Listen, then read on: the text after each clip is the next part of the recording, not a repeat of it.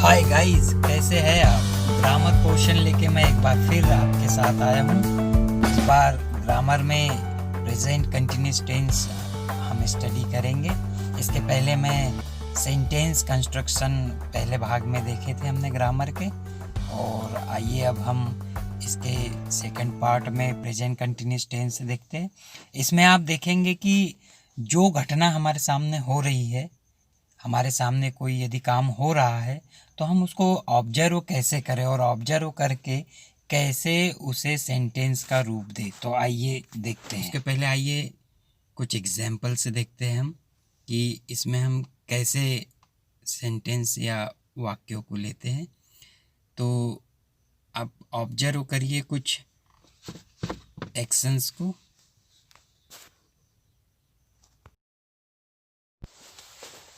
अब इन पिक्चर को देख के क्या लग रहा है? रीडिंग। अब यदि हम रीडिंग को और देखें तो the children are reading a book, बच्चे पुस्तक पढ़ रहे हैं। और क्या कर सकते हैं हम इनको ऑब्जर्व? तो हम देखेंगे अलग अलग, the boy is reading a book. यदि हम और देखें कि इसमें और हम कुछ सोच सकते हैं क्या, तो the girl is reading a book, लड़की पुस्तक पढ़ रही है, लड़का पुस्तक पढ़ रहा है। दो लोग निकाली, पर अब हम चाहते कि हम इन्हें एक साथ बोले।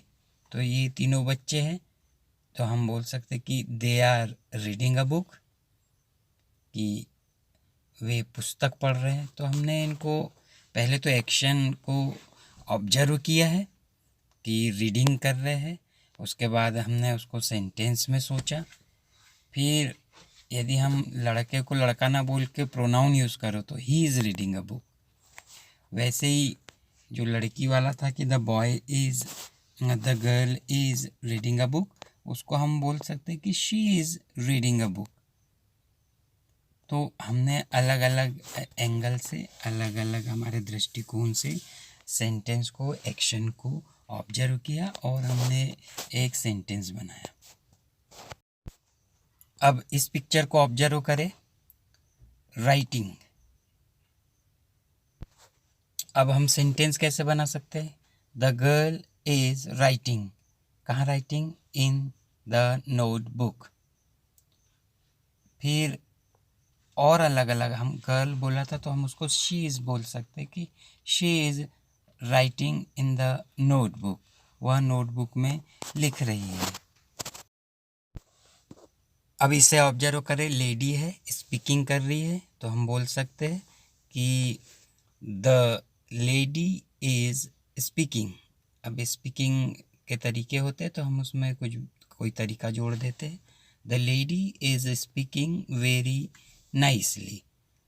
अब लेडी नाउन है, तो नाउन को हम यदि प्रोनाउन से चेंज करें नाउन का, तो प्रोनाउन इसके लिए हम ले सकते हैं she. She is speaking very nicely. अब ये गर्ल शाउटिंग कर रही देख के लग रहा है, तो शाउटिंग का सेंटेंस हम बना सकते हैं कि द गर्ल इज़ शाउटिंग।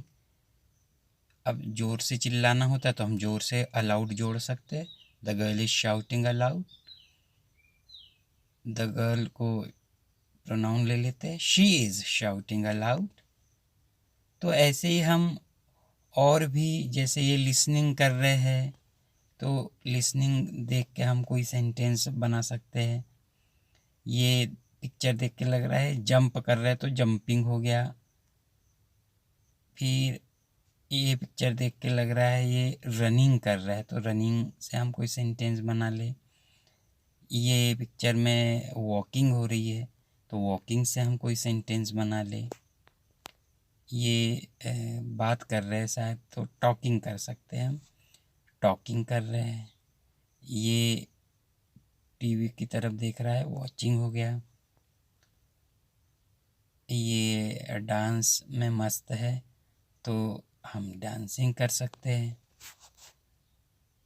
ये गर्ल सिंगिंग कर रही है, हम बोल सकते हैं सिंगिंग हो रहा है।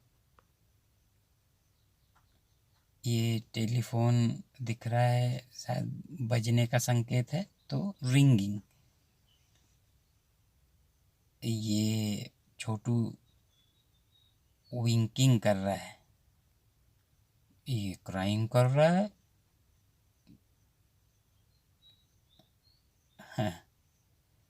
और ये मस्त है, बहुत खुश है, तो ये लाफिंग कर रहा है।